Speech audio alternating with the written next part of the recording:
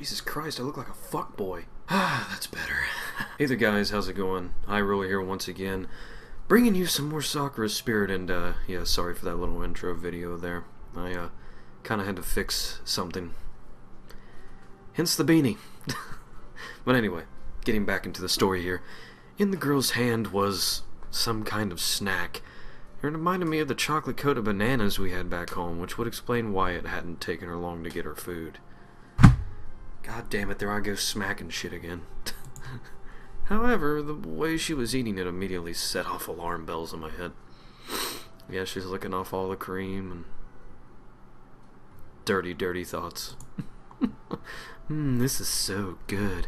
In a way, I'm glad they only make them during festivals. Otherwise, I'd be eating them all the time. I would get so fat. Don't you want to bite, Takahiro-kun? I think I'll pass.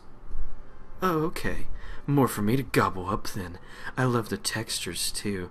The hard outer shell and the cold gooey insides. I love the cream they drizzle on it. Jesus fucking Christ, dude. I could just lap it all up. I'm sure the banana's enjoying it as well. Make sure you don't spill anything. It would be a shame if the chocolate got on your...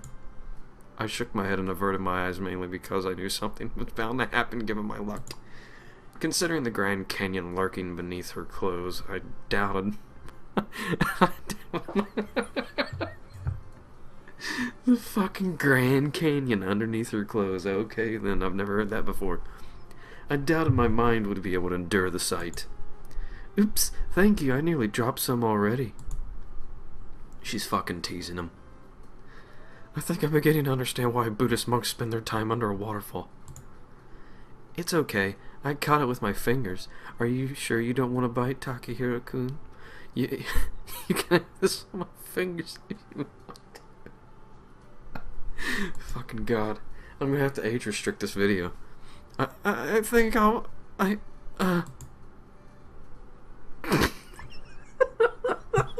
Shit. Oh, come on. I'm just messing with you. Chi-chan's been teaching me some things. What do you think? Did I manage to seduce you? You're a talented student. I can definitely tell Mashiko-san has been working her magic on you. It's been fun playing with Chi-chan again. I never realized just how much I missed the old days. It's really great, you know, and it's all thanks to you, Takahiro-kun. Is my voice even being picked up on this thing? Oh, yes it is, okay. Before I could react, the girl leaned forward and kissed me gently on the cheek. She quickly pulled back and smiled at me, a faint blush on her cheeks. What was that for? Don't worry about it. Maybe it's really for the best that you'll be leaving. It makes it all a bit more fair. You don't have to worry about that. I promised Meiko-chan that I would come back here once I've dealt with things back home.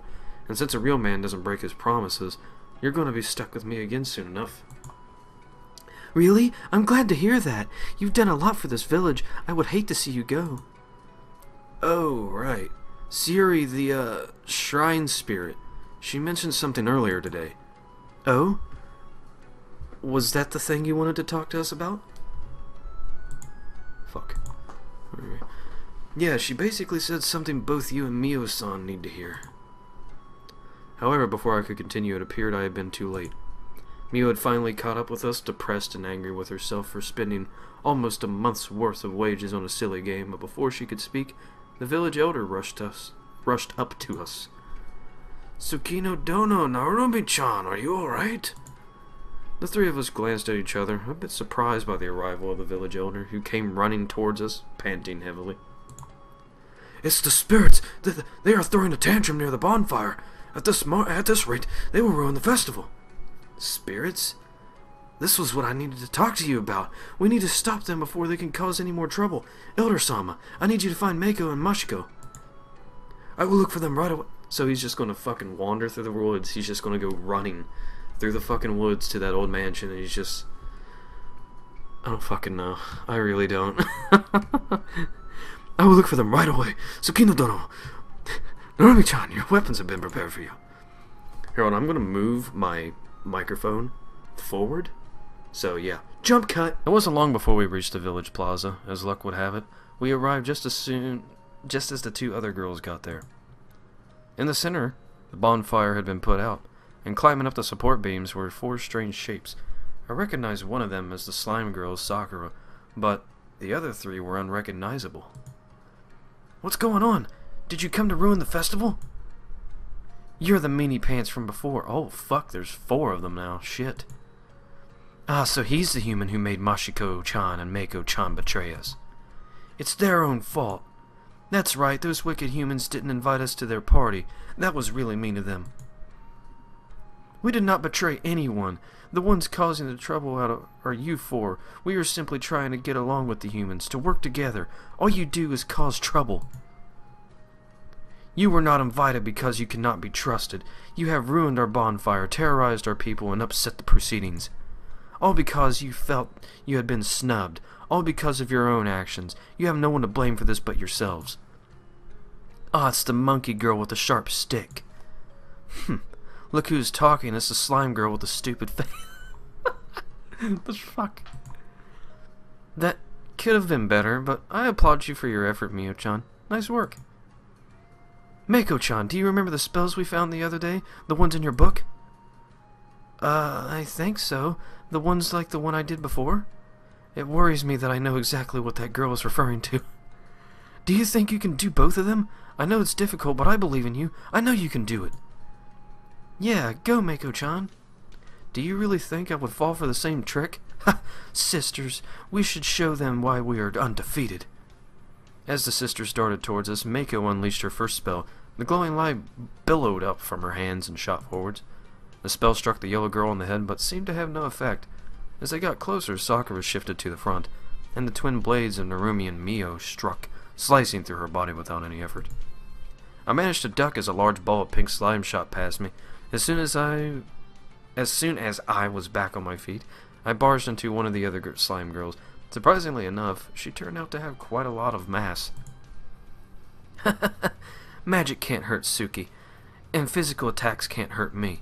We are completely undefeatable. Surrender your village to us and we might just let you all keep living here as our toys. This is bad. Not yet, Mako. Use the other spell, now! The girl nodded and began to cast her spell, stepping in front of Mashiko, who seemed to be preparing something of her own, staff in hand. I found it a bit strange. I didn't recall seeing any staff lying around, and she usually did not carry any with her, but for whatever reason, she had access to it now. But it won't work. It'll just... Trust me, Mako-chan. I wouldn't ask you to do something like this if it wasn't sure to work. As Sakura kept the 2 female guards busy, the other 2 slime girls began taunting us, throwing discarded fruit in our direction. I leapt towards the yellow slime girl, slamming her into her at full speed, and managed to knock her over. The girl let out a surprised yelp and watched in horror as Mako's spell soared past her, hitting Sakura in the back. A high-pitched scream escaped from the pink slime girl. That hurts! How did you do that, Takani? Yeah, how'd you push her over? Our blades won't even make a scratch. Fuck. Remember what she said. She's the only immune to physical attacks. The others can be hit and cut just fine. And that is absolutely perfect for what I have right here. A special present from the guardian of the shrine herself. Takakun, Narutan, Mio-san, hold them tight. Working as one, we nodded and charged toward the remaining slime girls. Mako had Sakura in the grasp of her spell, and the pink girl could barely move thanks to her power. The slime girls had clearly not been expecting us to fight back, and with barely any resistance, we soon had each girl restrained. I hope you girls aren't claustrophobic. It is going to be a little tight. One by one, Mashiko brought each slime girl a glass jar, and one by one she opened them, pressing to the girls' stomachs. The jar started to pull at them, slowly drawing them inside the container, trapping whatever appeared to be a tiny version of each of the girls within the jar. Mashiko quickly pushed the lids back onto the jar, displaying them proudly to the cheers of the nearby villagers. Thank goodness you were around, Mashiko-san. And you, Mako-chan, you have our gratitude. Oh, so now she's not like fucking bitch mode. No, my sisters, what have you done to them? Why are you so intent on ruining our fun? Sakura, take a moment to look around you. Look at the destruction, the damage. How could this possibly be fun? Terrorizing people, scaring them, and destroying what they have worked so hard for. How would you feel if they came to your home, stole your food, and wrecked the place? I never really thought about it like that. We just wanted to play with the humans like you do. Nah. Fucking shit. As Mako collapsed, the spell seemed to disperse. Thankfully, I had been anticipating this and caught her in my arms with ease. The three of us looked to Sakura, who was slowly getting to her feet. And you can! You and your sisters can play with us. We just ask that you are careful. Mako and I are proof that humans and spirits can coexist. But what about my sisters? They will be fine. These jars contain a temporary holding dimension. Siri designed them to hold things far larger than your sisters. Sakura? If you are truly repentant, then I, as the head of the village guard, will authorize your release. However, before I do, I need you to swear an oath. Do you swear that you and your sisters will not cause problems in this village, and that you will work towards helping us and protect us? In return, we are prepared to offer you access to our supplies and services. She's basically saying that you're welcome in the village as long as you and your sisters behave. Yes, I swear. We'll be good, so please release my sisters. I promise we will all be good. Aw, I just missed the best part. How did it go, Mashitan? Are my jam bottles filled? Hearing the voice of a certain playful spirit, the group turned around and found Siri seated nearby, swaying her legs back and forth as she looked at the crowd. I cannot tell you whether you are joking or not, but I am afraid I cannot allow you to keep them. They are honorary citizens of this village and therefore under my protection. How fascinating to think that the huffy, uptight Miyotan would defend those troublemakers. You do realize you are talking to the guardian deity of your village, do you not? Don't forget about me. I'm not going to just sit by and let you do as you please. The girls of this village have grown into quite the brave young ladies. You must be proud, Hayakun. A soft cough came from behind the group of people as the village elder revealed himself, a smile on his lips. It seems like they handled the matter just fine, Siri-sama. Mashitan, you need to pull the lid off the jar to release them. However, make sure you hold on to the staff I gave you. It is the only means of channeling the necessary magic. Not everyone can be a prodigy like Mako-chan. The older fox spirit nodded. With the help of Narumi, they began to free the captured slime girls. While the work continued, Sayuri eventually made her way towards me, a frown upon her face. I left out an important detail, Takahiro-kun. The gateway to your world has been opened, and will be closing again within a matter of minutes. If you wish to return to your world, you must leave now. But there is no time for farewells, Takahiro. Leave now without your farewells, or remain here in this village. Hey, where did Taka-kun run off to? And Sayuri? I do not know. Perhaps they had things to discuss in private? Yeah, or maybe he's gone to win me another prize. Or want to get some food. I'm still a bit peckish. Recalling the promise I had made, I returned back to the girls that had gathered around the released slime girls and followed Sayuri as she picked her way through the streets and into the woods. It was unfortunate that I didn't get to say my farewells, but I had a goal to accomplish. It is a hard decision to make. However, I doubt that this is the last we hear from you, Takahiro. The spirit smiled, her hands pressed against her shoulder, a light shove pushing me backwards. What was that for?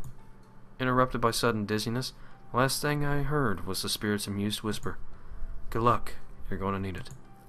Before I had the chance to reply, I felt my body getting heavy, my vision blurred, and soon I was consumed entirely by darkness. 2 months later. With a sigh, I wandered along the familiar path leading to the shrine I subconsciously come to call Sayuri's shrine. 2 months had passed since the fated judo tournament. It had turned out to be an amazing experience. Thanks to Narumi and Mio's training, I had been able to make my way to the finals and ended up becoming the champion. But not everything went as planned. Even though I was kind of embarrassed by it all, I declined the proposal for me to start playing on an international level. When I announced that the reason I declined was because of a girl, it quickly made headlines all over the country. Rising judo star ends career for the sake of true love. Many silly things ended up being written about me, but it didn't matter. I had declined their offer because of the promise I had made to Mako, that I would return once I had finished my business in this world. But perhaps I had been too naive thinking that it would be as easy as that. I had been visiting the shrine every day for 2 months, praying and calling out for Sayuri, but none were ever answered. Knowing her, she's probably laughing her rear off at me standing here, shouting like this. I smiled a bit as I looked around the area, recalling how familiar it looked to the place I had visited with the fox spirits. Speaking of which, although nothing remained of the village, it turned out that there may have been a connection between it and the city of my world. Many generations ago, when the city was still a small town, a group of malicious fiends attacked the village but was later driven out. Sometime afterwards, they named the city Tsukino Toshi. City named after a certain tsundere? I couldn't be a mere coincidence, could it? Well. Guess I'll visit again tomorrow. Akane. Huh? Through the rustling of the trees, I thought I heard a voice. The moment I turned around to look, a circle of unfamiliar symbols formed at my feet. Wait, what happened to the old methods? Before I had a chance to figure out what was going on, the circle lit up and I felt the ground below me disappear. It felt as though I was falling through a tunnel of sorts. A dark, never-ending tunnel that went on for like several minutes, until suddenly a light came into view and... Watch out! Before I knew it, I found myself dropping out of the air right onto top of the two girls standing below me, causing the three of us to topple into the grass with a loud thud. I heard grumbling from the two I had landed on and hope in my eyes. Shit! That's fucking hilarious. Ow, that really hurt! See, this is what happens when you try to cast magic beyond your own capabilities. Mako-chan, you need to give up on this. This hunt of yours is going to be the death of you. I am not giving up. Takane made a promise. I made a promise. We would keep trying to find a way to get back to one another, so I'm never, ever, ever going to stop. I couldn't believe it. I was so stunned by this turn of events that I lost all ability to speak. Mashiko, Mako, it was them, here, arguing with one another. It was too good to be true. You are a fool, Mako. Even Mio-san has given up on the hunt. You know that Sayuri said, or you know what Sayuri said, fuck. Something like that can only happen when the world itself needs it to. It takes more than just one person to do what you're trying to accomplish. Su-chan is only saying that because she's mean and lazy. She's lying. You're all lying. I can get him back. I will. We made a promise. Isn't he, like, laying on top of them? Mako, I miss him too. I do. He left a hole in all of our hearts, which you will just need to let time heal. I am sorry that you have to go through all this, but you must believe me. It will get better in time. It's kind of cruel to talk about me like I died, you know. Taka-kun! I was about to say, like, don't they fucking realize he's just, like, right there? Ah, Takane, it worked. I knew it would work. It worked. Fuck. And I think I'm going to go ahead and end this video here, you guys. I'm not sure how much exactly is left, but we will find out in the next video. So, yeah. This is the end of this video, you guys, and if you enjoyed it, hit that like button, leave a comment in the comment section down below because I enjoy reading your guys' feedback, and hit that subscribe button, and hit the little bell too, that way you get notified whenever I have a new video out. So yeah, till next time, please stay tuned, and peace out, you guys.